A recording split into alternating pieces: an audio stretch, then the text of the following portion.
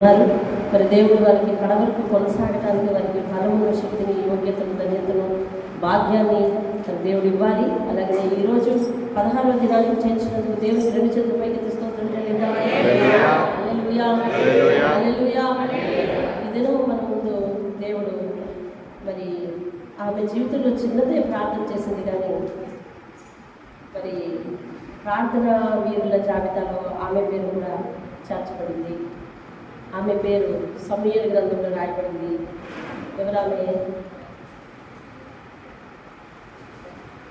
ఎవరామె అబీగయల్. అబీగయల్ ఆమె చేసిన చిన్న ప్రార్థనే, కానీ ఆ ప్రార్థన ఒక విలువైన విధానంగా ఉంది. ఆ ప్రార్థన విలువైన విధానంగా ఉంది. ఆ ప్రార్థన అంటే ఇతరుల కొరకు చేసే ప్రార్థన మధ్యవర్తిత్వ ప్రార్థన. వారిని కాదు, వారిని నశింపచేయకు, నన్ను నశింపచేసిన పర్వాలేదు అని చేసే ప్రార్థన త్యాగపూరితమైన ప్రార్థన. కాబట్టి ఇది ఒక రకమైన ప్రార్థన. ఇవి చేసిన ప్రార్థన మరి ఆ ప్రార్థన అంశాన్ని ధ్యానించే ముందు ప్రార్థిద్దాం. దేవుని ఈ దినము వాక్య భాగాన్ని నడిపించడం సహాయకులు చేయమని పరిశుద్ధమైన ఆయన 16వ దినము అబీగయల్ ప్రార్థన జీవితం ద్వారా నాకు కనువిప్పు కలిగించుకొని యేసయ్య నామములో అడిగి వేడుకుంటున్న తండ్రి, ఆమేన్. దేవునికి స్తోత్రం కలుగునుగా. హల్లెలూయా. దేవుడు తన మహాకృపలో ఈరోజు మనకు అబీగయల్ని మన ముందు ఉంచుతున్నాడు. ఇంతకీ ఈ అబీగయల్ ఎవరు చూద్దాం. చూడండి, 1వ సమూయేలు గ్రంథము 25వ అధ్యాయంలో ఆమె కనిపిస్తుంది. ఆమె చరిత్ర నిడివి చాలా తక్కువే, రాయబడ్డ అంశాలు కూడా చాలా తక్కువే, కానీ ఆమె చేసిన ప్రార్థన క్రైస్తవ జీవితానికి చాలా అవసరమైనది. క్రైస్తవులు ఏ రీతిగా ప్రార్థన చేయాలి, ఆ విధానంలో ఈవిడ చేసిన విధానము ఒక ముఖ్యమైన విధానం అన్నమాట. కాబట్టి అందుకోసం ఆమె ప్రార్థన వీరుల ప్రార్థకులలో చేర్చడం జరిగింది. దేవునికి స్తోత్రం చెప్పండి. హల్లెలూయా. 25వ అధ్యాయము మరి 2వ వచనం. కర్మేలులో మాయువనందు ఆస్తి గల వాడొకడు పాపం ఉన్నాడు. అతడు బహు భాగ్యవంతుడు. అతనికి 3000 గొర్రెలు, 1000 మేకలు ఉన్నాయి. అతడు కర్మేలులో తన గొర్రెల గురించి కత్తిరించుటకై, అంటే ఈయన ఊరు వ్యాపారం కూడా చేస్తాడనమాట. ఆ గొర్రె గురించి కత్తిరించి దేనికి, టెక్స్టైల్స్కి, దుస్తుల తయారీ కంపెనీకి ఇవ్వాలి. అంటే ముడిసలు అందించే వ్యాపారం కూడా చేస్తాడు. బహు పశువులు ఉన్నాయి, బహుభాగ్యవంతుడు. ఏమండి, కానీ అతని పరిస్థితి చూడండి. అతని పేరు నాబాల్. ఏం పేరండి అతని పేరు? నాబాల్. వినాలి, జాగ్రత్తగా వినాలి. అతని పేరు నాబాల్. అతని భార్య పేరు అబీగయల్. అతని భార్య పేరు ఏం పేరండి? అబీగయల్. ఈ స్త్రీ సుబుద్ధి గలదై. ఆమె గురించి రాయబడిన విషయాలు, ఆయన గురించి రాయబడిన విషయాలు ఆస్తి వివరాలు. ఈమె గురించి రాయబడిన విషయాలు మానసిక గుణగణాలు. అదేంటంటే మానసిక గుణగణాలు. దేవుడు పై రూపాన్ని, పై భాగ్యాన్ని చూస్తానంటున్నాడా, అంతరింద్రియమని చూస్తానంటున్నాడా? అంతరింద్రియమని చూస్తానంటున్నాడు. ఈమె సుబుద్ధి కలిగిన స్త్రీ అట. ఇక రూపసి అంటే అందంగా ఉంటుంది కూడా. అయితే చర్యలను బట్టి చూడగా నాబాలు మోటువాడు, దుర్మార్గుడు. ఆయన గుణగణాలు కూడా రాశారు. మోటువాడైన దుర్మార్గుడైనటువంటి నాబాలుకు సుబుద్ధి కలిగినటువంటి రూపసి అయినటువంటి భార్య. అయితే అతను ఎవరింతకి? కాలేబు సంతతి వాడు. కాలేబు ఎవరింతకి? మోషే కాలంలో యెహోషువతో సమానంగా నమ్మకంగా యెహోషువ ఎంతైతే అందుబాటులో ఉండేవాడో మోషేకి, కాలేబు కూడా అంతే అందుబాటులో ఉండేవాడు. యెరికో పట్టణానికి వేగి చూడటానికి పంపించినప్పుడు యెహోషువ, కాలేబు ఇద్దరు మాత్రం ఒక చక్కని ఇన్ఫర్మేషన్ తీసుకొచ్చి మోషేకు ధైర్యం ఇచ్చారు. కాలేబు ఒక మంచి నాయకుడు, ఒక మంచి మనిషి, మంచి మనసున్న మనిషి. దేని గురించి అయినా కూడా పాజిటివ్గా మాట్లాడేవాడు. అటువంటి భయభక్తులు కలిగిన వాడు. కాలేబు సంతతి వాడు అని అంటే కాలేబు గర్భం నుంచి వచ్చిన వాడిల్లో ఒకడు అని అర్థం. కానీ ఇతను ఇశ్రాయేలీయుడే. అంటే ఇతనికి ఏ దేవుడు ఉన్నాడు? యెహోవాయే దేవుడు. ఏ దేవుడు ఇతను? ఇతనికి యెహోవాయే దేవుడు. కాలేబు అనుచరులందరికీ ఎవరు దేవుడు? యెహోవాయే దేవుడు. అయినప్పటికీ ఇతని యొక్క మానసిక లక్షణాలు ఎలా ఉన్నాయో చూసారా? దుర్మార్గుడు అయిన వాడు, ఇంకా మోటువాడు. సరే, ఈయన పశువులను మేపుకుంటున్న సందర్భంలో అదే సమయంలో దావీదు సౌలు చేత తరమబడి వీరి పొలాల్లో తలదాచుకున్న పరిస్థితులు అన్నమాట. వాళ్ళు అక్కడ నివాసం వేసుకొని వాళ్ళు ఉంటున్నప్పుడు, నాబాలు పశువులన్నీ అక్కడ ఉంటున్నప్పుడు, రాత్రి వేళ దావీదు ఎక్కడ ఉంటాడు? పొలంలోనే కదా ఉన్నాడు. ఉంటున్నప్పుడు నాబాలు యొక్క పశువు మందలన్నిటికీ కూడా దావీదు తన వెనక ఉన్న వారందరూ చక్కగా కాపలాగా ఉంటా ఉన్నారు. వీళ్ళకు కూడా బాగా ధైర్యంగా ఉంది. మన పశువులు ఎవరు ఎత్తికెళ్ళి మన పశువుల దగ్గరికి ఏమి రావు. ఎందుకంటే దావీదు ఒక్కడే రేంటి దాక్కుండేది. ఎంతమంది అండి? 401. 400 మంది ఆయన వెనకతలు అనుచరులు. దావీదికే తలదాచుకోవడానికి చోటు లేదంటే దావీది వెనకతలు 400 మంది అనుచరులు. వీళ్ళందరూ కూడా పొలంలో పొడవని ఉంటుంటే ఏ పులైనా వస్తుందా? ఎవరైనా వస్తారా? నాబాలు యొక్క పశు సంపద వారు అక్కడ ఉన్న కాలంలో అభివృద్ధి చెందిందే తప్ప నష్టపోతుంది. అభివృద్ధి చెందింది. దేవునికి స్తోత్రం చెప్పండి. మీరు ఒక శుభవచనం వెళ్ళినప్పుడు దేవునికి స్తోత్రం చెప్పడం అలవాటు చేసుకుంది. అభివృద్ధి చెందింది. తర్వాత వారికి కూడా పనివారితో పని లేకపోయింది. ఎందుకంటే రక్షణగా ఉన్నారు, కంచెగా ఉన్నారు.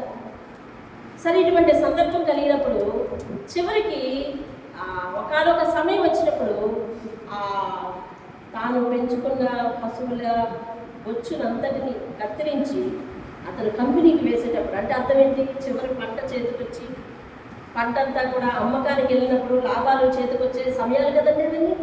ఇప్పుడు తినక కూడా అలాగే అవుతుంది. ఏంటంటే పశువులు బొచ్చంతా తీసి కంపెనీకి వేసేటప్పుడు ఇతనికి లాభాలు వచ్చే సందర్భం. ఇలాంటి సందర్భంలో దావీదు యొక్క చరిత్ర అంతా చదివితే దావీదు ఇన్ని సంవత్సరాలు, ఇన్ని నెలలు అరణ్యంలో ఉన్నాడు. కానీ ఎవరిని కూడా నాకు పలానది కావాలని అడగలేదు. ఎవరిని నాకు పలానది కావాలి, నాకు ఆహారానికి కావాలి, నాకు పలానా సౌకర్యం ఏర్పాటు చేయండి అని ఎవరి దగ్గరికి వెళ్ళి కూడా చేయి చాపిన సందర్భాలు కనిపించలేదు. కానీ ఇక్కడ మాత్రం నాబాలుకి ఎంతగానో సహాయంగా ఉన్నారు కాబట్టి దావీదు యొక్క అనుచరుల యొక్క సహాయం నాబాలు పొందాడు కాబట్టి, అర్థమైందండి, పొందాడు కాబట్టి తన పంట చేతికొచ్చే సమయంలో దావీదేమో తన పనివాడినిచ్చి, అయ్యా ఎంతవరకు నీ పశువులకు కాపలాగా మేము ఉన్నాం కాబట్టి కాస్త మాకేమన్నా ఆహారానికి గింజలు ఇచ్చి పంపించని మా నాయకుడు అడుగుతున్నాడు, మా దావీదు అడుగుతున్నాడని పనివాడిని ఇచ్చి పంపిస్తే చాలా దురుసుగా మాట్లాడతాడు నాబాలు. దావీదు ఇంతకాలం అరణ్యవాసం చేశాడు కానీ ఎవరి దగ్గర చేయి చాపలేదండి. కానీ ఎందుకు చేయి చాపాడు అని అంటే వీరు వారికి ఎంతో లాభసాటిగా ఉన్నారు కాబట్టి ఇచ్చే మనసు ఉండొచ్చని అనుకున్నాడు. మరి కబురు పంపితే అతను చాలా దురుసుగా దావీదెవడు, వాడెవడు, వీడెవడు అని నోరు పారేసుకొని మాట్లాడిన సందర్భాలు కనిపిస్తాయి. అక్కడ చాలా నోరు పారేసుకుని మాట్లాడితే ఆ విషయం తీసుకొచ్చి దావీదుకి చెప్తారు వీళ్ళకి, అయ్యా ఇలాగ అన్నాడు నాబాలు అని చెప్తాడు. అబీగయీలు ఆమె సుబుద్ధి గల భార్య, ఆమె ఎంట ఉండి ప్రార్థన చేసే స్త్రీగా కనిపిస్తూ ఉంది. ఆమెకు ఏ విషయాలు తెలియదు. ఆమె ఈయన విషయాల్లో తలదొచ్చదేమో మరి. అయితే పని వాళ్ళకు కూడా తెలిసి వీడెంత మొరటివాడో, వీడెంత దుర్మార్గుడో. అయితే ఈ సందర్భంలో ఎప్పుడైతే దావీదు మాటలు తిరస్కరించాడో ఈ పనివాడు వెళ్ళి దావీదుకి చెప్పడం జరిగింది. దావీదుతో అంటున్నప్పుడు దావీదు అంటూ ఉన్నాడు, సరే అతని మీదకి నేను యుద్ధానికి బయలుదేరుతాను అని చెప్పి ఆపు వచ్చింది దావీదుకి. మరి బయలుదేరుతున్నప్పుడు ఆ పనివాడు అంటాడు చూడండి 17 వచ్చిన 17వ వచనం, అయితే మా యజమానునికి అతని ఇంటి వారందరికీ వారు కీడు చేయ నిశ్చయించున్నారు కనుక ఇప్పుడు నీవు చేయవలసిన దాన్ని బహు జాగ్రత్తగా ఆలోచించు. మన యజమానుడు బహు పనికి మాలినవాడు, ఎవరిని తనతో మాట్లాడనీయడు అనేది. అందుకు అబీగయలు ఏం చెప్పిందంట? నాబాలుతో ఏమో చెప్పక త్వరపడి 200 రొట్టెలను 2 ద్రాక్షరసపు తిత్తులను 5 గొర్రెలు మాంసమును 5 మాలికలు వేచిన ధాన్యమును 100 ద్రాక్షాగలను 200 అర్జున పాడలను ఘాటముల మీద వేయించి మీరు నాకంటే ముందుగా పోడి నేను మీ వెనక వచ్చేదని తన పనివారికి ఆజ్ఞ ఇచ్చింది. దేవుని స్తోత్రం కలుగుతుంది. ఎందుకని? ఇదిగో చూడండి, పనివాడు వచ్చి ఆమెకు కబురు చెప్పాడు. ఎలాగ కబురు చెప్పాడు తెలిసిన?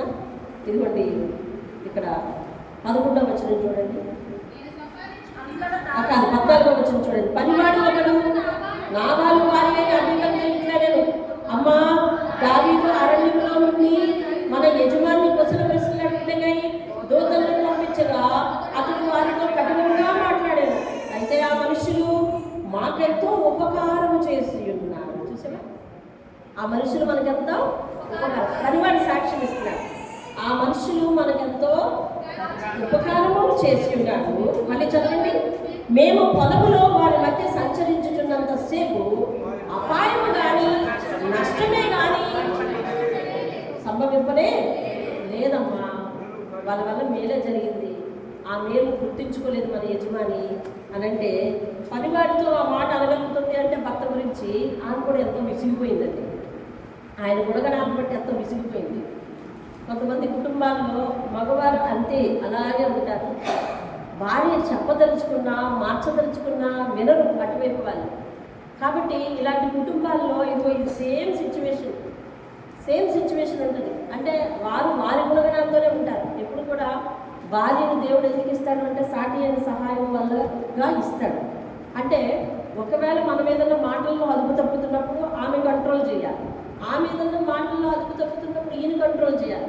నిజంగా ఒకరింటిలో భార్య భర్తలు ఎవరి మాట వింటారో తెలియనట్టుగా ఉండాలండి. ఒకసారి వీళ్ళ మాట వింటూ ఉండాలి, ఒకసారి వాళ్ళ మాట ఉండాలి. నిజంగా ఎవరిని మ్యానిపులేట్ చేస్తున్నారో తెలియకుండా ఉండాలి. అలా అయితేనే ఆ కుటుంబం సజావుగా సాగుతుంది, అన్ని విధాలు అభివృద్ధి చెందుతుంది, మనశ్శాంతిగా ఉండగలరు. అర్థమవుతుందండి? సమాజానికి గౌరవంగా ఉండగలరు. వారిని చూస్తే ఇలా ఉండాలి అని అనిపించేలాగా భార్య భర్తలు ఎదుటి వారికి కనిపించాలండి.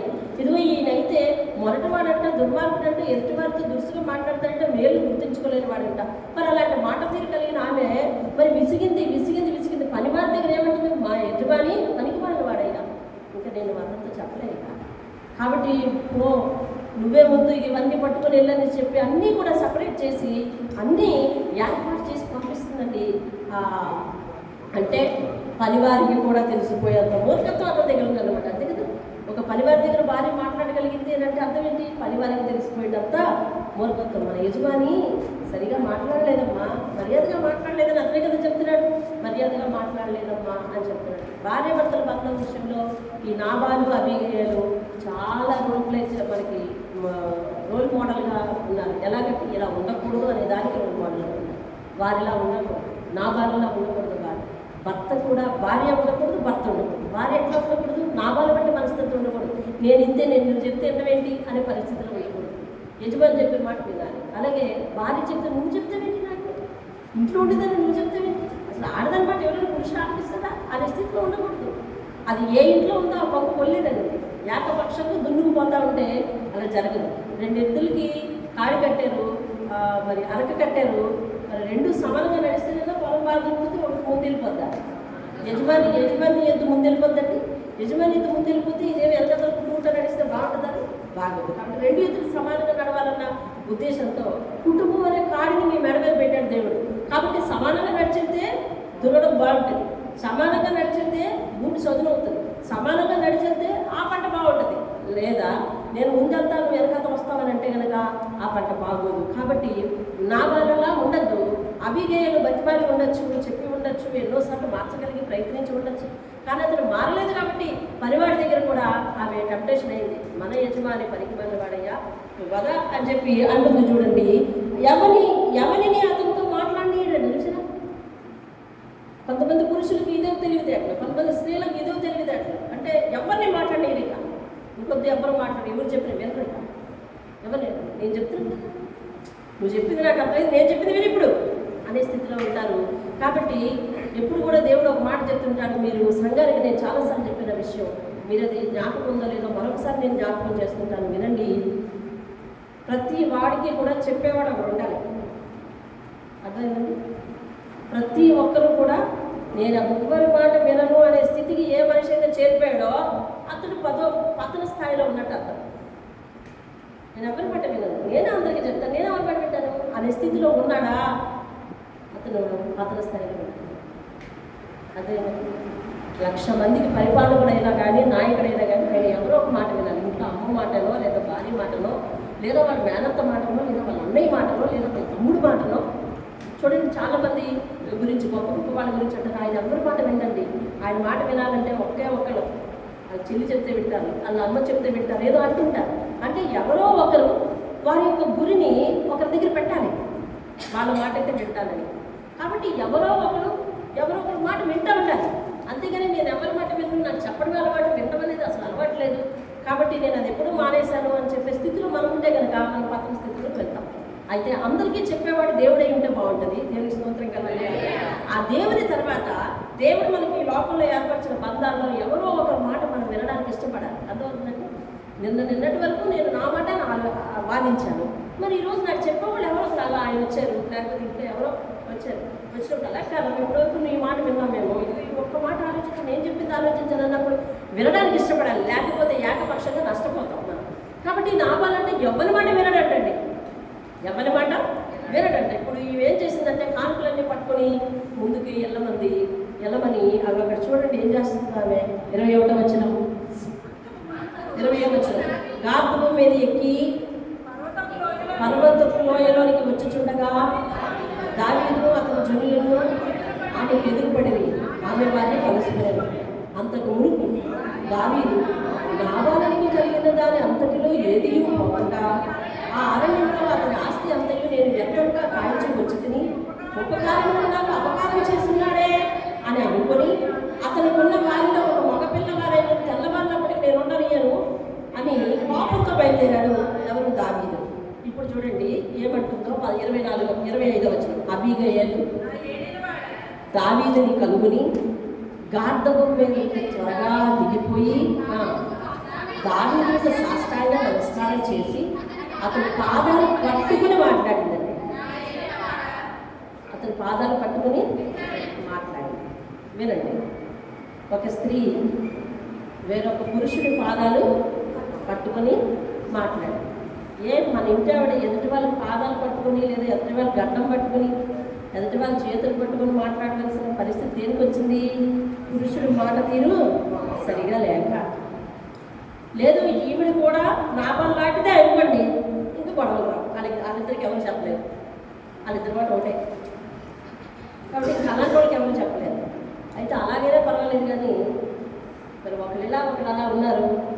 అందుకని ఈ ఆడావిడ అవతలైన కాళ్ళు పట్టుకోవాల్సి వచ్చింది. చూసారా, నాబాలు సరైన వాటి మాట. కేవలం మనం ఈరోజు నాబాల కోసం వినడం కాదండి, స్త్రీ కోసం వినాలి, పురుషుడి కోసం వినాలి. ఒక స్త్రీ మాట తీరు సరిగా లేకపోతే పురుషుడు ఇతరులు కాళ్ళు పట్టుకోవాల్సిన పరిస్థితి వస్తుంది. మాట తీరు బాగుండాలి. నీ మాట తీరు బాగోకపోతే నీ భాగస్వామి పరువు తీస్తున్నట్టు, నీ మాట తీరు బాగోకపోతే నీ భాగస్వామి పరువు తీస్తున్నట్టు. పురుషుడు మాట తీరు బాగోలేదు, ఆడదాన్ని పరువు తీశారు. ఈ ఆడది వెళ్ళి వేరే ఒక పురుషుని కాళ్ళు పట్టుకోవాల్సి బతిమాలవలసిన పరిస్థితి వచ్చింది. అలాగే ఆడదాని మాట తీరు బాగోకపోతే పురుషుడు దయచేసి ఈ తప్పు నాదని క్షమించండి అని అవతల వాళ్ళకి దండం పెట్టి మరి క్షమాపణ అడగవలసిన, సారీ చెప్పాల్సిన పరిస్థితి వస్తుంది. కాబట్టి మాట తీరు చాలా జాగ్రత్త నేర్చుకోవాలి. మనం ఎవరి మాట అయినా వింటూ ఉండాలి. దేవుని స్తోత్రం కాదు. రైట్, ఇప్పుడు ఈవిడ వెళ్ళి ఏం చేసింది అంటే సాష్టాంగ పడింది, దిగింది, సాష్టాంగ పడింది. మరి పాదములు పట్టుకుని ఏమంటే తెలుసా? నా ఏలినవాడా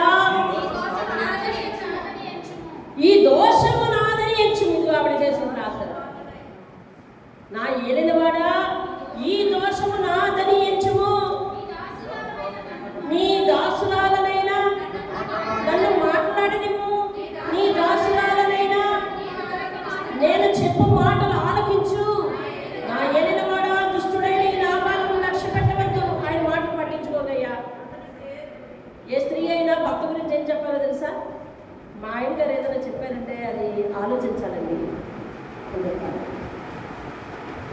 ఆవిడ ఏదైనా చెప్పిందంటే అది కరెక్ట్ అయి ఉంటుంది, ఆలోచించాలండి అని ఆ మాట గురించి గౌరవంగా చెప్పుకోవాలి. ఇప్పుడు ఈవిడేమని చెప్తుంది, ఈ దుష్టుడైన నాబాలు మాటను లక్ష్య పెట్టద్దు.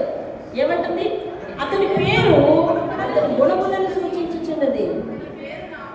అతని పేరు నాబాలు, మోటుతనము అతని గుణము. నా ఏలిన వాడు పంపించిన పనివారు నాకు కనబడలేదు. 28వ వచనం అంటుంది, నీ దాసురాలనైన నా తప్పు క్షమించుము. దేవునికి స్తోత్రం కలుగునుగా అని ఆయన దీవిస్తుంది. చూడండి, నా ఏలిన వాడవగు నీవు యెహోవా యుద్ధమును చేయుచున్నావు కనుక నా ఏలిన వాడవగు నీకు ఆయన శాశ్వతమైన సంతతినిచ్చును. నీవు బ్రతుకు దినములన్నిట నీకు అపాయము కలగకుండును.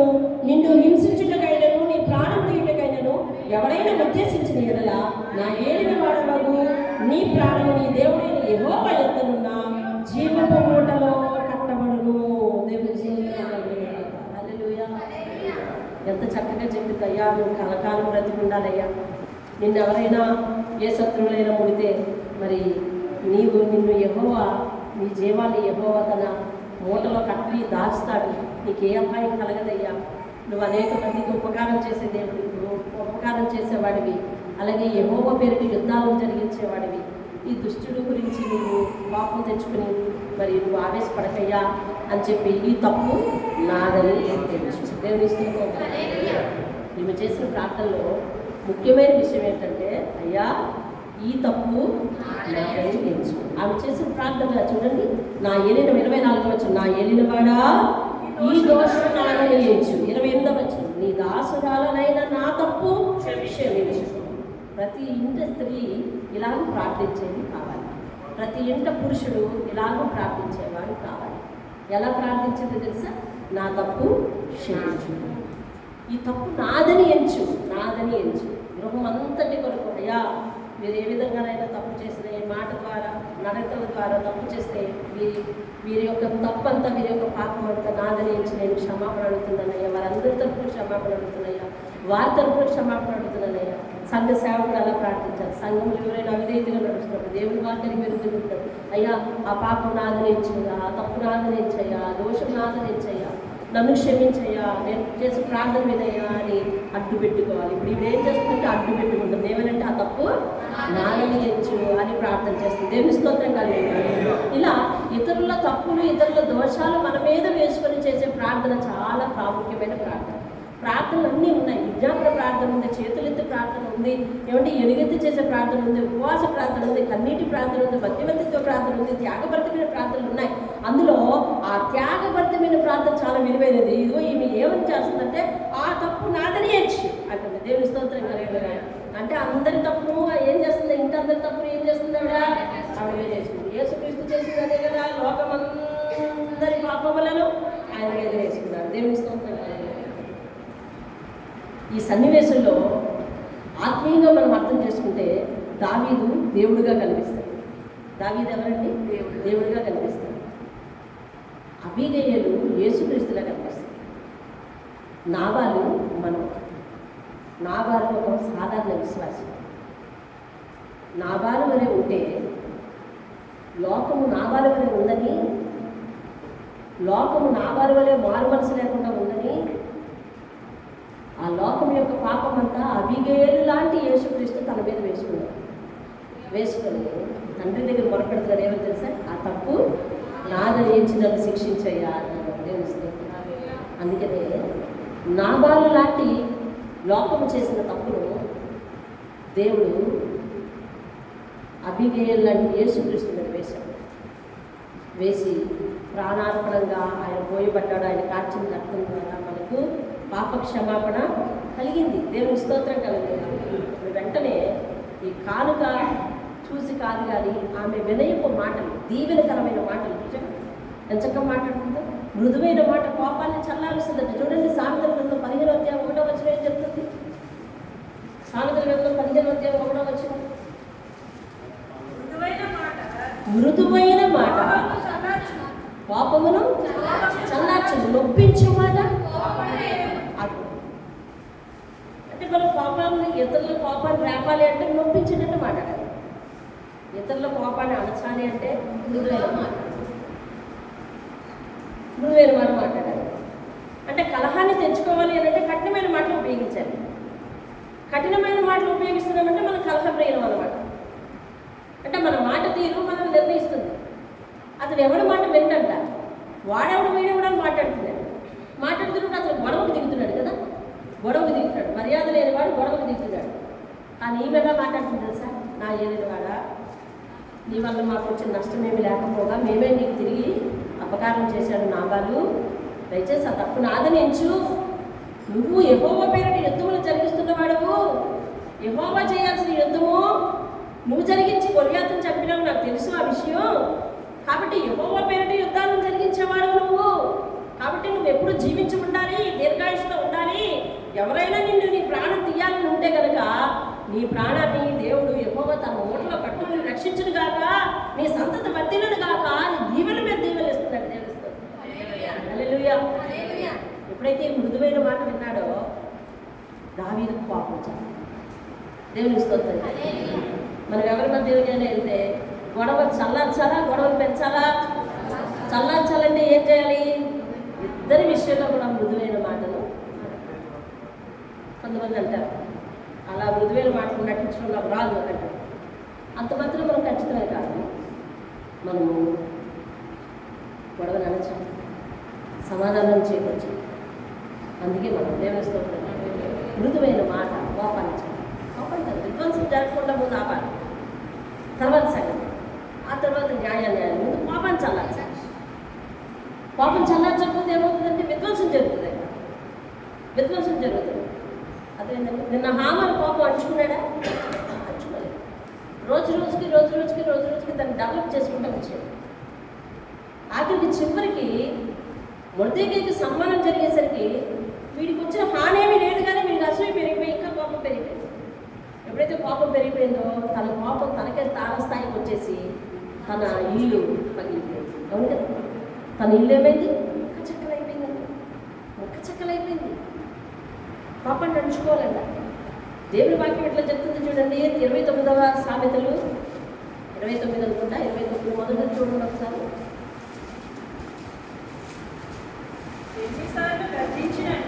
ఎన్నిసార్లు గద్దించినను లోబడని వాడు మరి తిరుగు లేకుండా హఠాత్తుగా నాశనం అవుతాడంటే చూడండి. ఆమె ఎన్నోసార్లు తన భర్తను గద్దించుకుంటూ వచ్చి చివరికి విసిగిపోయి ఈ మోటువాడితో నేను కూడా పడలేను బాబు, ఈ మోటువాడు అతని మాట లక్ష్య పెట్టద్దయ్యా రండి అని చెప్తా ఉంది. అలాగే చూడండి యాకోబు రాసిన పత్రిక 1వ అధ్యాయము 19వ వచనం చదివింది ఒకసారి. యాకోబు ఆ విషయం ఎందుకు మెన్షన్ చేశాడో అక్కడ చూడండి.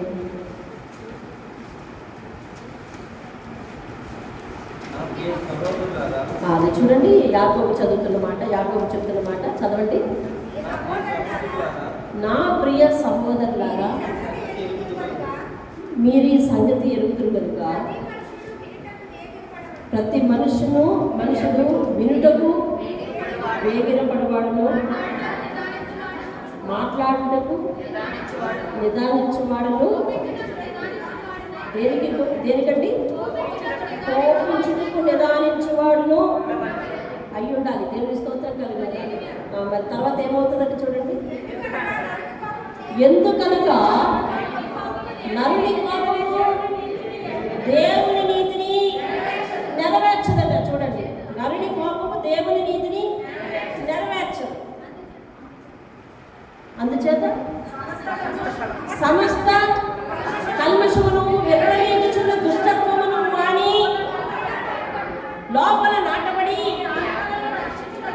ఆత్మలను రక్షించు శక్తి గల వాక్యము సాత్వికముతో అంగీకరించండి అంట. తెలుస్తుంది వాక్యాన్ని ఏం చేయబట్టిందండి? సాత్వికంతో అంగీకరించండి అంటారు. ఏమండి, సామెతల గ్రంథంలో చూడండి, బుద్ధిహీనుని అంతరింద్రియులు అంటే కోపం సుఖ నివాసం చేస్తుంది, సుఖంగా పడుకుంటుందట. ఆ వాక్యం ఇక్కడ కనిపిస్తే చూద్దాము. బుద్ధిహీనుని అంతరింద్రియులు అంట కోపం ఏం చేస్తుందండి? సుఖంగా పడుకుంటుందటండి. ఏమండి, మరి బుద్ధిహీనుడు తన కోపాన్ని అణుచుకోలేక ఎగ్జిబిట్ చేసేస్తాడంట. జ్ఞానవంతుడైతే తన కోపాన్ని అణుచుకుంటాడంటే దేవుని స్తోత్రం కలది. కాబట్టి మనం జ్ఞానవంతులుగా మరి యెహోవా యందు భయభక్తులు కలిగి ఉంటే జ్ఞానానికి మూలాంశం. మనం ఇళ్లలో కోపాలను వ్యక్తం చేసుకోవడం వల్ల, కోపాన్ని దాన్ని ఎగ్జిబిట్ చేసుకోవడం వల్ల అణుచుకుంటే మంచివాళ్ళం, అణుచుకుంటే సాత్వికులు, అణుచుకుంటే మనం గొప్పవాళ్ళం, అణుచుకుంటే గొప్ప కార్యాలు చేయాలి. ఓర్పు గొప్ప కార్యాలను చేస్తుందటండి దేవుని స్తోత్రం కదా. ఓర్పు ఏం చేస్తుందటండి? గొప్ప కార్యాలు జరిగిస్తాడు, గొప్ప కార్యాలు చేస్తుంది, గొప్ప కార్యాలు చూసేలా చేస్తాడు.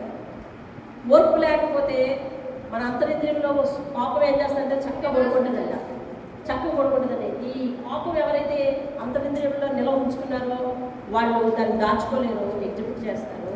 జ్ఞానులు అలాగే కాదు, దాన్ని అణచుకొని దాన్ని నియంత్రణలో పెట్టి దేవుని నీతిని నెరవేరుస్తారు. దేవుని స్తోత్రం కదా. మరి దేవుడు ఎవరికైనా నీ ద్వారా పని చేయాలి అని అనుకుంటే, నువ్వు కోపోద్రీకం అయ్యావు అనుకోండి, ఆ సమయంలో నిన్ను చూసినప్పుడు, ఆయన పనికి పంపించాలనుకున్నప్పుడు నిన్ను చూసినప్పుడు నువ్వు కోపంతో ఉన్నావు అనుకోండి, నీ పని నిన్ను ఉపయోగించడం. కాబట్టి ఎప్పుడు కూడా మృదువైన మాటలు నేర్చుకోవాలి, చక్కగా నేర్చుకోవాలి. చూడండి ప్రసంగి 7వ అధ్యాయము 9వ వచనం ఏమని చెప్తుంది చూడండి. అక్కడ ఉంటుంది ఆ మాట. ఆత్రపడి కోపపడవద్దు, బుద్ధిహీనుల అంతరింద్రియమందు కోపము సుఖ నివాసం చేస్తుంది. అక్కడ ఉంటుందండి ప్రసంగి 7వ అధ్యాయము 9వ వచనంలో. ఆత్రపడి కోపపడకండి అంటే కంగారు పడి కోపపడకండి, బుద్ధిహీనుల అంతరింద్రియందు కోపము సుఖ నివాసమే చేస్తుంది అని. అలాగే కీర్తన 37 కూడా ఉంటుంది. కోపం మానము, ఆకలము విడిచిపెట్టము, అది కీడుకు కారణమని దేవుని వాక్యం సెలవిస్తుంది. దేవుని స్తోత్రం కలుగుతుంది. నాబాలు కోపం వచ్చింది. ఎప్పుడైతే ఈవిడ వెళ్ళి ఒక మృదువైన మాట మాట్లాడి మరి తప్పు నాదని ఎంచి ఒక గొప్ప ప్రార్థన చేసిందో, వెంటనే దావీదు వెళ్ళి తిరిగిపోయాడు. ఆ మాట చెప్పడానికి ఇంటికి వచ్చింది. వింటున్నారా? అబీగయీలు ఆ మాట చెప్పడానికి ఇంటికి వచ్చింది. ఇంటికి వచ్చేసరికి నాబాలు మరి అప్పుడే గొర్రెబొచ్చు కత్తిరించాడు కదా, అవునా? గొర్రెబొచ్చు కత్తిరించి కంపెనీకి వేసాడు కదా. ఏమందుతాయి చెప్పండి? పంట కంపెనీకి వేసేస్తే ఏమవుతాయండి? డబ్బులు అందుతాయి. డబ్బులు అందినంటే ఏం చేయాలా? హరికృష్ణ చెప్తున్నాడు. డబ్బులు అందినంటే ఏం చేయాలంటే మందు కొనుక్కోవాలి. మందు కొనుక్కొని తాగాలి. నాబాలు అదే పని చేస్తాడు. చక్కగా ఫ్రెండ్స్ కూడా పిలిచాడు, కూర్చోబెట్టి చక్కగా తాగుతున్నాడు. తాగుతుంటే నా అబీగయీలు వచ్చింది, చెప్పాలనుకుంది. మత్తులో ఉన్న వీడికి ఏం చెప్తానులే, విసిగిపోయింది కదా, మత్తులో ఉన్న వీడికి ఏం చెప్తాను, నేను ఏమి ఆపానో, ఎంత ఉపద్రవం ఆపానో, ఏమని ప్రార్థన చేశానో, ఏమని బతిమాలుకున్నానో, ఆయన పాదాలు ఎలా పట్టుకున్నానో వీడికేం తెలుసు. కాబట్టి ఆ ఇంటి అంతటినీ కూడా ఆమె ప్రార్థనతో ఆపుతుందని ఏ అపాయం రాకుండా స్త్రీ దేవునిస్తూ వచ్చింది, చెప్పింది, చెప్దామనుకుంది. ఆయన మత్తులో ఉన్నాడు. మత్తు వదిలేదాకా ఆగింది. నిన్న ఎస్తేర్ ఏం చేసిందండి? రాజుగారిని తన కోటకు పిలిచినట్టు చెప్పేసిందా? పడపడవ చెప్పేసిందా? చెప్పలేదు. అయ్యా రేపు కూడా రండి, భోజనాన్ని జరుగుతుంది. ఎప్పుడు మాట్లాడాలి, ఎలా మాట్లాడాలి, ఏ సమయంలో మాట్లాడాలి ఆలోచించాలి. ఎంత బేగా అడిగేద్దాం, ఎంత బేగా ఎగ్జిబిట్ చేసేద్దాం అనేలా ఉండకూడదు. సమయం చూడాలి. అది మంచిదైతే నువ్వు ఎప్పుడైతే సమయం కోసం ఇది మంచిదేనా కాదా అని ఆలోచిస్తుంది, ఇది సమయమా కాదా అని ఆలోచిస్తావో, దేవుడు అది నువ్వు చెయ్యొచ్చునా చేయకూడదు తన సంకల్పాన్ని ఈ మధ్యలో చెప్తాడు నీకు. అర్థమవుతుందండి? మీకు అర్థమైందా? నేను ఒకసారి నా నిజ అనుభవంలో చెప్తున్నానండి. ఒకసారి నన్ను ఒకరు బాగా నిందించాను నా చదువుకున్న రోజుల్లో. నాకేమో కోపం వచ్చేస్తుంది. అన్నింటి ఎంత మాట తీశారు, వాళ్ళ దగ్గర ఉన్న తప్పులు వాళ్ళ దగ్గర పెట్టుకుని నేనే కానీ వెళ్ళి వాళ్ళ ఇంట్లో చెప్పానంటే శుభ్రం రేవెట్టేస్తారు వాళ్ళని.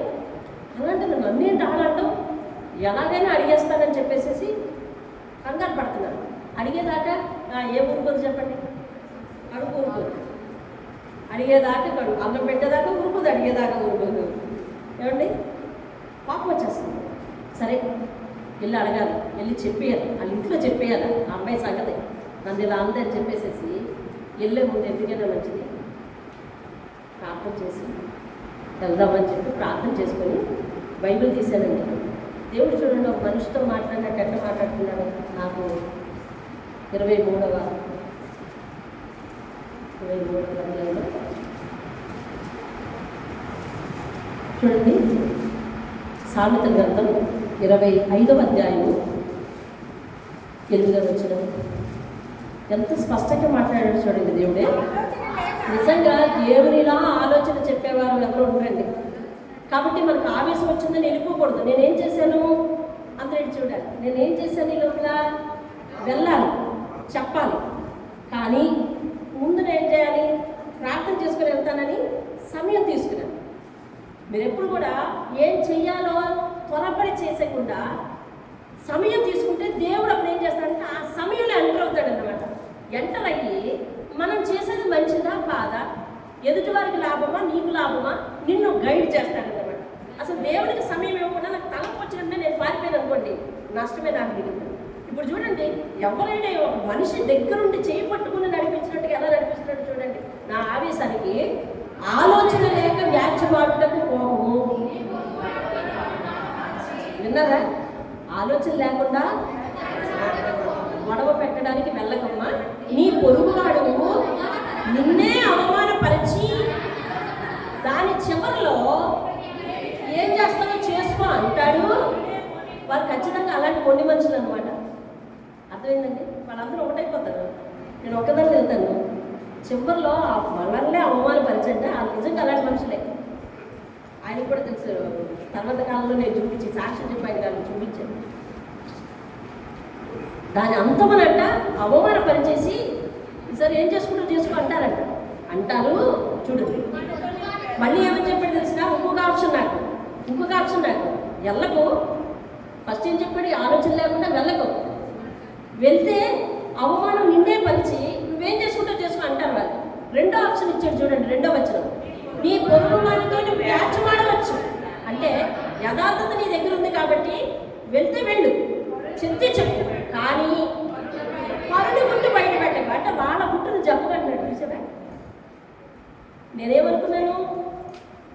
వెళ్తాను, ముందు వాళ్ళ గుట్టు బయట పెడతాను అనుకున్నాను. అవునా? అంటే దేవునికి సమయం ఇవ్వడం వల్ల, ఆయన దగ్గర కూర్చోవడం వల్ల ఆయన చూసి డైరెక్షన్ అంతా ఎలా మార్చేశాడు. వెళ్తే వెళ్ళు అంటే మరి నేను అడుగుతాను కదా మళ్ళీ తిరిగి, దేవా మరి అంత మాట అన్నారు, అసలు తప్ప తాళ్ళ దగ్గర పెట్టుకుని నన్ను అంటున్నారు, నేనేం చేయాలి అని మన ఆవేశం ఉంటుంది కదా. వెళ్తే వెళ్ళు. కానీ ఏమంటాడు తెలుసా? వాళ్ళ గుట్టు నీకెందుకు వద్దు అంటే చూసాం. అవతల వాళ్ళ విషయంలో ఎలా ఉండమంటాడు? జాగ్రత్తగా ఉండమంటాడు. అవతల వాళ్ళ తప్పైనా జాగ్రత్తగా ఉండమంటాడు. ఉంటావా? ఆయన డైరెక్షన్ బాగుంది అసలు. నీకు ఏ తప్పు చేయకుండా మాట పడమన్నాడు. మరి అవునేనా? అంతేనా అర్థం? దాని అర్థం ఏంటి కృష్ణ? నువ్వే తప్పు చేయకపోయినా మాట పడి నోరు మూసుకుని అడగద్దు. అడిగితే కనుక రిజల్ట్ ఇది లేదు. అడిగితే అడుగు, కానీ నీ గురించి నువ్వు అడిగి వచ్చాయి. అవతల వాళ్ళ విషయం బయట పెట్టుకొని అన్నాడు. ఏ మనిషిని ఇలా డైరెక్షన్ ఇస్తాడు? ఒకవేళ ఏదైనా మనిషి వచ్చి డైరెక్షన్ ఇస్తే చాలులే నన్ను పడమంటావా అని తిరిగేస్తాం. దేవుని మాటకు మాట్లాడడానికి ఉందా క్వశ్చన్? నప్పుతుందా మనకి ఇలాంటి తీర్పు? చూడండి, నోరు మూసుకొని అదే సన్నిధిలో 1 గంట ప్రార్థన చేసుకొని నా దుఃఖాన్నంతా ఆయన పాదాల దగ్గర పెట్టి ఏడ్చి ఆ మాటలు గుర్తొచ్చి ఏడ్చి ఆ మాటలు కానీ ఊరుకుంటే ఏంటి? అవతల వాళ్ళ నాశనం నీకు అవసరం లేదు. నిన్ను దేవుడు ఎలాగో ఒత్తిగ్గా అభివృద్ధి చెందించుకోవాలో, నిన్ను నిందించిన వాళ్ళు ఎదుర్కొన్నా ఆయన ఎలా నిలబెట్టుకోవాలో ఆయన చూసుకుంటాడు. ఒకళ్ళ విషయం ఒకళ్ళ దగ్గర నేను నా పగ తీర్చుకున్నానా లేదా అనే కాన్సెప్టే మనం వదిలేమంటాడు. అది అర్థమైందా? దేవుని యొక్క మాటలు, దేవుని యొక్క డైరెక్షన్ మనకు అర్థం కాదండి. అసలు నేను వాళ్ళకి మాట అప్పగించానా లేదా, పగ తీర్చుకున్నానా లేదా అనే కాన్సెప్టే నువ్వు రద్దు చేసుకోవాలి. ఏమంటాడు? ఎంత కానీ వాళ్ళ గుట్టు బయట పెట్టుకుంటే అర్థం ఏంటి? అసలు వాళ్ళ విషయం వాళ్ళ కాన్సెప్ట్ ఉంటుంది. వాళ్ళ కాన్సెప్ట్ వద్దంటే వాళ్ళ జోలికి వెళ్ళొద్దని అంటున్నాడంటే మనల్ని ఎంత జాగ్రత్త ఉండమన్నాడో మన మాట వింటుంటాడు. ఇలాంటి జాగ్రత్త క్రైస్తవులు పాటిస్తే ఎంత బాగుంటుంది. ఎవరికి నప్పుతుంది నీ తగు? ఆయన చెప్పిన తగు ఎవరికి నప్పుతుంది? విన్నావా? బాగుంటావు అంతే. నిజంగా రానున్న రోజుల్లో వాళ్ళ కుటుంబం ఎదుట దేవుడు ఎంతగానో మా కుటుంబాన్ని హెచ్చించాడు. నీకు ఆనందం చాలు, ఫలించి ఆనందం చాలు. నీ దేవుడు నిన్ను ఆశీర్వదించాడమ్మా అనే వాళ్ళ నోటి మాట భవిష్యత్తు చాలు. దేవుని స్తోత్రం. అసలు వాళ్ళు నన్ను అన్నందుకు వాళ్ళు ఏదన్నా అయిపోవాలనే కాన్సెప్టే మనం రద్దు చేసుకోవాలని దేవుడు గొప్ప నడిపింపండి. దేవుని స్తోత్రం. నేను ఎప్పటికీ ఆ మాట సామెత పదే పదే చదివేటప్పుడు నాకు అదే గుర్తొస్తుంది. నేను ఆ సూత్రాన్ని ఎప్పటికీ అలాగ పాటిస్తున్నాను. నిజంగా అలాంటి దేవుడా నాకున్నాడని అనిపిస్తుంది. దేవుని స్తోత్రం కలిగింది.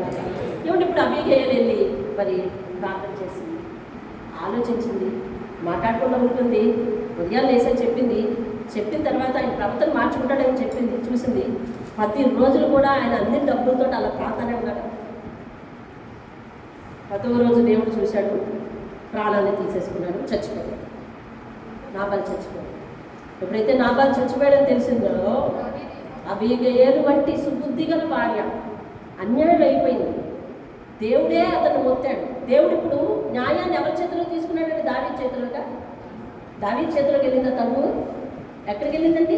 దేవుని చేతిలోకి వెళ్ళిపోయింది. దేవుని చేతిలోకి వెళ్ళిపోయింది తను. కాబట్టి మనం మాట వినకుంటే తను దేవుని చేతిలోకి వెళ్ళిపోద్దండి.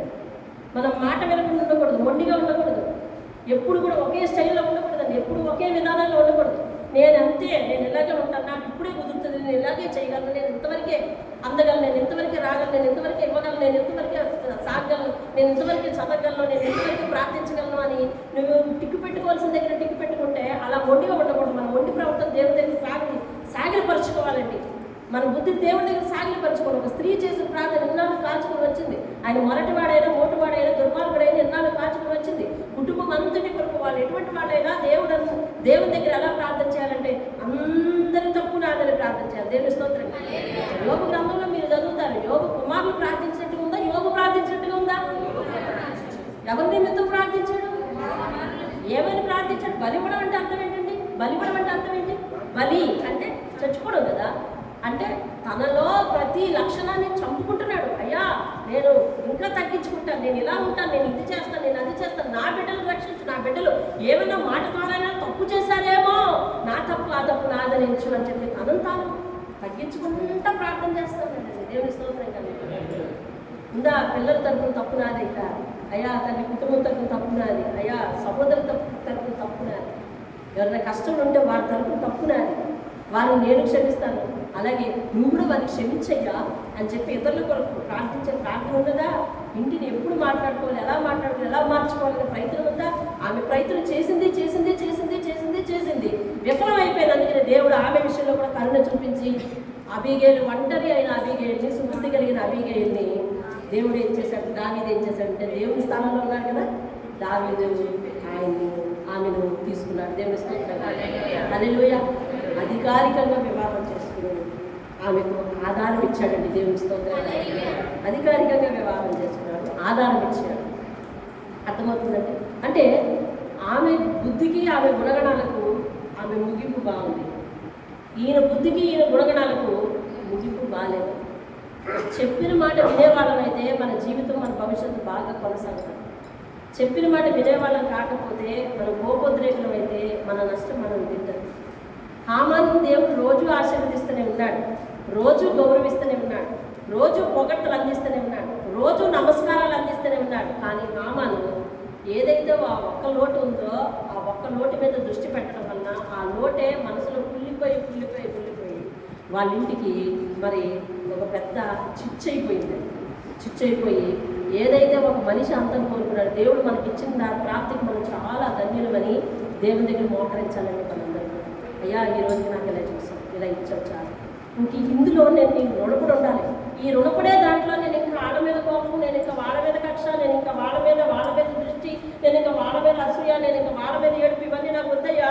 ఈ రోజు నాకు కాపాడినందుకు చాలు, ఈ రోజు నన్ను బ్రతికించినందుకు చాలు, ఈ రోజు నా బిడ్డ క్షేమంగా ఉన్నందుకు చాలు, ఈ రోజు నాకు సంబంధించిన ప్రతిదీ కూడా చక్కగా ఉన్నందుకు చాలు అని చెప్పి ఎప్పటికప్పుడు మనల్ని ఏం చేసుకోవాలి తెలుసా? బలి ఇచ్చుకుంటా రావాలి, తగ్గించుకుంటా రావాలి. దేవుని స్తోత్రం. బలి ఇచ్చుకుంటా రావాలి. మనందరికి చాలా మందికి పిల్లలు దూరంగా ఉన్నారు. పిల్లల దగ్గర నుంచి ఒక మంచి ఫోన్ వస్తుంది, బాబు దేవుని దగ్గర నుంచి వాళ్ళ దగ్గర నుంచి మంచి ఫోన్ ఇప్పించావు చాలు, మంచి కబురు తెలియజేసావు చాలు, అయితే నువ్వే తగ్గించుకుంటున్నావు, నువ్వు మారావా?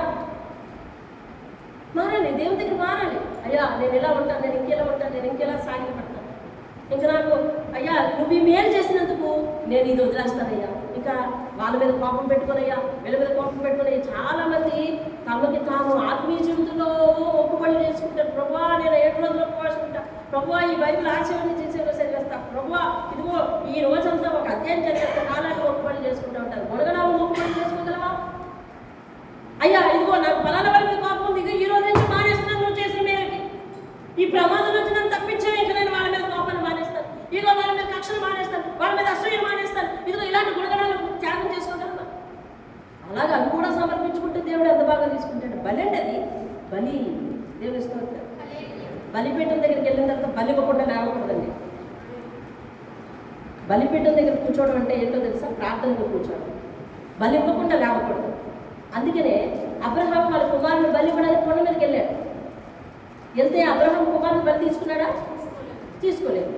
వద్దు, ఇస్సాకుని బలివ్వకు అబ్రహమా, ఊరికనే నేను పరీక్షించడానికి అన్నాను, నువ్వు ఇందువల్ల మరి నా ఎందు భయభక్తులు గలవాడివని నాకు అర్థమైంది, ఇంటికి వెళ్ళిపో అన్నాడు. వెళ్ళిపో అన్నాడు. మళ్ళీ ఏం చెప్పాడు? అదిగో ఆ పొదలో మీరు ఆలోచించండి. అలా అబ్బాయి కోసం పరీక్షించాడు, బలి ఇవ్వలేదు, అయిపోయింది. మీరు వెళ్ళిపోవచ్చు కదా. ఎందుకు ఇవ్వాలి బలి? బలి ఇచ్చే తీరు వెళ్ళాలి. ప్రార్థనలో కూర్చున్నామంటే ఏదో ఒక లక్షణాన్ని బలి ఇచ్చేయాలండి దేవుడికి. అవిధేయతని ఇచ్చేయాలి, ఆలస్యాన్ని ఇచ్చేయాలి, అదొకటి అవలక్షణాలను ఇచ్చేయాలి. ప్రార్థన లేమిని బలి ఇచ్చేయాలి, వాక్యం చదివే లేమిని బలి ఇచ్చేయాలి. ఈ దినం మీరు ఎంత బైబిల్ చదివారు? ఈ దినం మీరు ఎలాగ బైబిల్తో గడిపారు? అప్పుడే 8:30 కావస్తా ఉంది. లేకపోతే కాసేపు తర్వాత 10 అయిపోతుంది. చదివే పడుకుంటారా? దేవునికి దినంలో 10వ వంతు ఇవ్వాలి, ఇచ్చేదా? ఈ దినం 24 గంటలు 10వ వంతు ఎంత ఇవ్వాలి కదా, ఇచ్చేదా? 20 గంటలకు 10వ వంతు ఎంత అండి? 2 గంటలు. 4 గంటలకు 4 ఆరులు ఎంతమ్మా? 240 నిమిషాలు. 240 నిమిషాలు అంటే 24 నిమిషాలు. 10వ వంతు అంతేనా? 24 నిమిషాలు అంటే 2 గంటల 24 నిమిషాలు. కొన్ని మనం మరీ పిసినారోళ్ళం కాబట్టి అండి 2 గంటల కాదు, 4 గంటలు కదా, 4 గంటలు కదా. 4 గంటలకి 4:40 ఎంత? 240 నిమిషాలు. 240లో 10వ వంతు ఎంత? 24 నిమిషాలు అంటే 2 గంటల 24. అప్రాక్సిమేట్గా 2:30 గంటలు అనుకోండి. 2:30 గంటలు. మనం మరీ పిసినారోళ్ళం కాబట్టి ఆ 2:30లో ఆ 2:30 ఖాతాలో ఈ 1:30 కొట్టేద్దాం, అంతే కదా, వచ్చాం కదా. ఇంకో గంట, ఈ గంట ఆడతా పాడతా ప్రార్థిస్తూ అలాగే గడిపేస్తామంటే అలా ఉంది. మీరు పిసినారు లెక్కలు వేస్తే ఆయనకు కూడా తెలుసు పిసినారు లెక్కలు. ఆయన నేను చెప్పాను, ఆయన గొప్ప మ్యాథమెటిషియన్ అని. ఆ గొప్ప మ్యాథమెటిషియన్కి అధిక లాభం వచ్చేటట్టు ఎలా లెక్కలేయాలో ఆయన రాదా? నీకు వచ్చు, ఆయన రాదా? ఈ టైం ఎలా సేవ్ చేసుకోవాలి నీకు తెలిస్తే ఆయనకే తెలుసు. కాబట్టి ఆయనకి ఎంత విస్తారంగా సమయం ఇస్తే బాగుంటుంది. విస్తారంగా సంపాదన ఇవ్వాలి, విస్తారంగా సమయం ఇవ్వాలి. ఏమండి, డబ్బులో 10వ వంతు ఇవ్వడానికి కష్టాలు పడుతున్నాము, తాపత్రయపడుతున్నాం. కొంతమంది 10వ వంతు తీస్తారు, వాడేస్తారు. కొంతమంది 10వ వంతు తీయరు, కొంతమంది తీస్తారు, గురి కలిగి ఇచ్చేస్తారు. రకరకాల మనుషులు. మరి అందులోనూ కుస్తీ పడి, సమయంలోనూ కుస్తీ పడి అసలు ఏది మనస్ఫూర్తిగా ఇస్తావు? ఏది మనస్ఫూర్తిగా ఇవ్వగలవు? అన్నిట్లోనూ కొరతే, పొసరే. అన్నిట్లోనూ పొసరడుగుతావు దేవుని దగ్గర. అడగొద్దు. సంపూర్తిగా దేవుని దగ్గర సాగిలు పడే వాళ్ళము కావాలండి. దేవుని స్తోత్రం కలుగుగా. నువ్వెంతగా సాగిలు పడితే కుటుంబం అంత క్షేమంగా ఉంటుంది. నాబాలు అలాంటి వాడైనప్పటికీ, అంటే ఏదో ఒక అవిధేయత ఇంట్లో ఉన్నప్పటికీ కూడా నాబాలు అబీగయలు యొక్క కుటుంబం ఎప్పటి వరకు సజీవంగా ఉండగలిగిందంటే అది ఒక్క అబీగయలు ప్రార్థన విధానం మీద మాత్రమే. నీ ప్రార్థన విధానం నీ ఇంటికి కంచి అవ్వాలి. దేవునికి స్తోత్రం కలుగుగా. ఏమండి, అబీగయలు ఏం చేసింది అని అంటే తన యొక్క ప్రార్థనను దేవుడికి అప్పగించుకుంది. అయ్యా ఈ తప్పు నాదని ఎంచు అని వివేకంతో జరగవలసిన నష్టాన్ని ఆపుకుంది. వివేకంతో ప్రార్థన చేసేవారు జరిగే నష్టాన్ని ఆపగలరు. అందుకనే దేవుడు ఒక మాట చెప్పాడు, ఇదిగో కాలాన్ని వెనక్కి తిప్పలేం కానీ ప్రార్థనతో భవిష్యత్తును మార్చుకోగలం. దేవుని స్తోత్రం కలుగు. ఇప్పుడు మళ్ళీ దావీదు కబురు పెట్టి నాబాలు మంచిగా మాట్లాడి నాబాలు మంచి అర్పణలు ఇచ్చేలాగా కాలాన్ని వెనక్కి తిప్పగలదా? అబీగయలు తిప్పలేదు, ఎవరు తిప్పలేదు. కాబట్టి అందుకే దేవుడు చెప్పిన మాట కాలాన్ని వెనక్కి తిప్పలేదు. మరి ఏం చేయాలి? ఇప్పుడు ప్రార్థనతో ఏం చేసిందంటే భవిష్యత్తును మార్చింది. ప్రార్థనతో జరగబోయే ఆపదలు వచ్చేసారు దారిలోకి. ఇప్పుడు వెళ్తే ఒక పెట్టేస్తారు, అయిపోద్ది నాబాలు పరిస్థితి. కాబట్టి వద్దురాయనా అంది. 10 రోజులు వాయిదా వేసింది, వాయిదా వేయగలిగింది తన ప్రార్థనతో. ఇక దేవుడు దాన్ని తీసుకుందని ఇంకెవరు ఆపలేదు. దేవుడు దాన్ని చేతుల్లోకి తీసుకున్నాడు. అతను మార్పు లేదు, అతను తాగుతూనే ఉన్నాడు. ఇచ్చిన సంపాదనకు చేసిన మేలుకు ప్రతిగా చెల్లించలేక సరికదా. అతను ఇశ్రాయేలీయుడు అయ్యుండి సంపాదనలో పదవంతు ఇవ్వలేదు సరికదా. మత్తుడై తాగి ఉంటున్నాడు కాబట్టి తాగి ఉన్నవాడు దేవుడు క్షమించడం అన్న అంశంతో అతన్ని తీసేశాడు. అది దేవుడి తీర్పు. ఇందులో అబీగయలు తప్పు లేదు, దావీదు తప్పు లేదు. ఇన్నాళ్ళు ఆయన ప్రాణం ఉండడానికి గల కారణం కూడా అబీగయలు ప్రార్థన. దేవుని స్తోత్రం కలుగుతుంది. నీ ఇంటికి ఆపదలు రాకుండా పోస్ట్ పని చేసుకోవాలి. నీ ఇంటికి దురాత్మలు రాకుండా దారి మళ్లించుకోవాలి. వాటిని అర్థమవుతుందండి. ఇశ్రాయేలీయులు ఆ గడప కమ్మిల మీద రక్తపు మార్గం వేసుకోవడం వల్ల మరణంతో ఏం చేసింది? దారి మళ్ళింది. అలా నీ ప్రార్థనలు దారి మళ్లించాలి. దురాత్మలు నీ ప్రార్థనలు చీకటి శక్తులను దారి మళ్లించాలి. నీ ప్రార్థనలు అపాయాలను దారి మళ్లించాలి. దేవుని స్తోత్రం కలుగుతుంది. హల్లెలూయా. అపాయం వాకిట్లో కొంచెమున్నా అది లోపలికి రావడానికి నువ్వు పర్మిషన్ ఇవ్వకూడదు. నీ ప్రార్థనని కంచెను వేసుకోవాలి. అభిగైనటువంటి ప్రార్థన కంచెను వేసుకోండి. ప్రార్థన చేద్దాం. ఈరోజు మన ప్రార్థన అంశం భార్యాభర్తలు ఇరువురిలో ఏ ఒక్కరు కూడా కోపోద్రేకులు కాకుండా నడుపుకోండి. దేవుని ఒకరికి కారణం కాకుండా నడుపుకోండి. నరుని కోపం దేవుని నీతిని నెరవేర్చదు కనుక దేవుని నీతిని నెరవేర్చేటటువంటి శాంతవర్తనం ప్రతి ఒక్కరికి ఇచ్చేలాగా ప్రతి కుటుంబంలో భార్యాభర్తలు కలిగి ఉండాలని ప్రార్థన చేసుకుందాం. మన కోప లక్షణాన్ని ఈరోజు దేవుని బలిపీఠ దగ్గర బలించి వెళ్ళిపోదాం. బలికి కూర్చున్నామంటే బలించిపోవాలి. కాబట్టి దేవుని నామంలో ప్రార్థిద్దాం. ప్రభువాని స్తోత్రం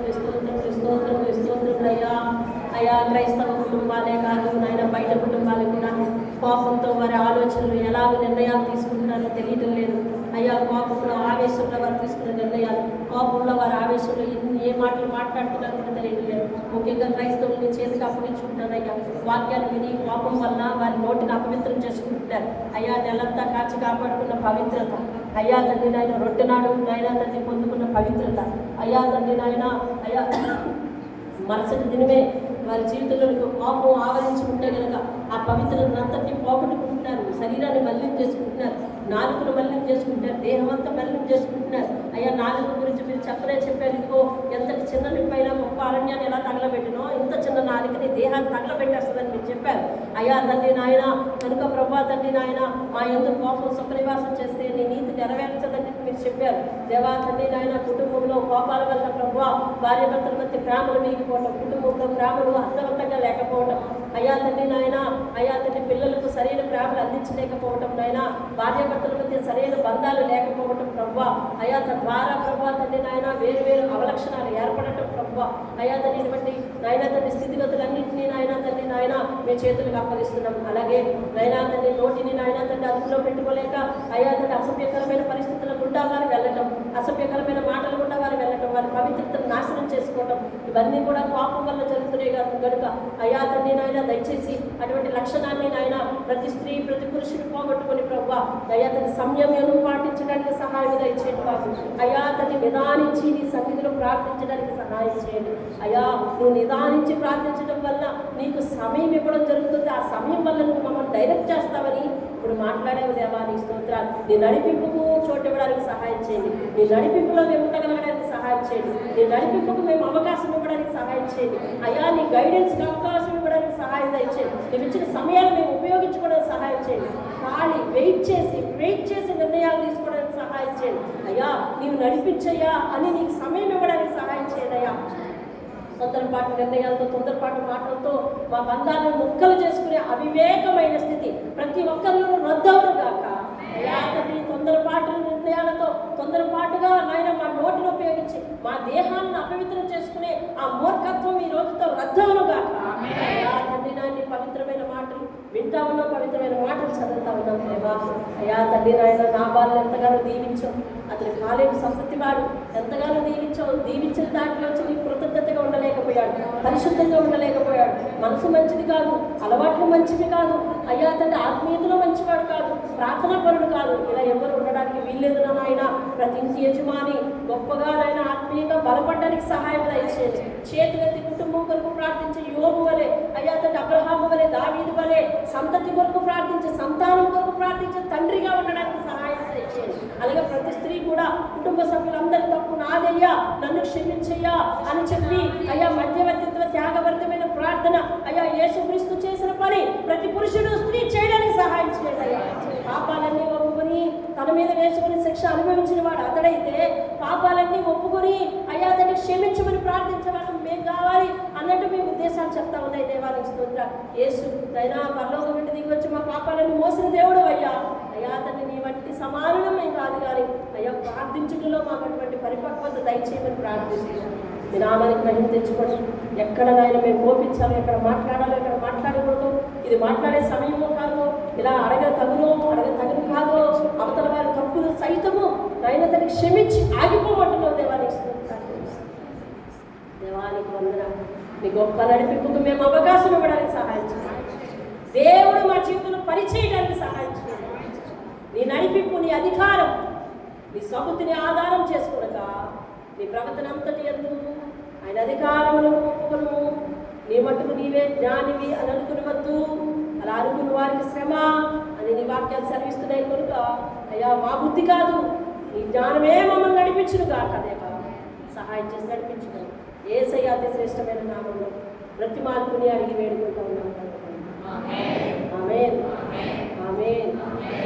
యేసు రక్తమే చేయము, శిల్వ రక్తమే చేయము. ప్రవేశనామమే సంపూర్ణ విజయం కలుగును గాక. అపవాద దేవునికి అనంత నాశనం కలుగును గాక. తండ్రి అయిన దేవుని ప్రేమ, కుమారుడైన యేసుక్రీస్తు వారి యొక్క కృప, పరిశుద్ధాత్మ యొక్క అన్యోన్య సహవాసము, సమాధానము, శాంతి, అన్నీ ఓర్పు, నిరీక్షణ సమస్తమును మనకు అలవర్చును గాక. ఆమేన్, ఆమేన్. ఇంతకు దేవుని పేరిట వందనాలు.